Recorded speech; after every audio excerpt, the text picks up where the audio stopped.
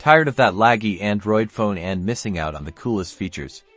Let's get it running like new with the latest update. First, unlock your phone and find the Settings app. It usually looks like a gear or cogwheel. Scroll down in the Settings menu until you see something like About Phone, System, or System Update. The exact wording might be slightly different depending on your Android version and phone manufacturer.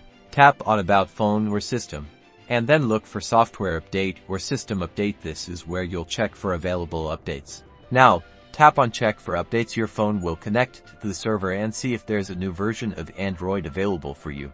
If an update is available, you'll see a screen with information about it, including what's new and improved. Read through this carefully.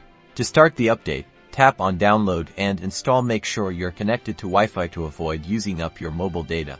The update will now download. This might take a while, depending on the size of the update and your internet speed. Just let it do its thing. Once the download is complete, your phone will start installing the update. This process might take several minutes, and your phone will restart a few times. Do not turn off your phone during this time. And that's it.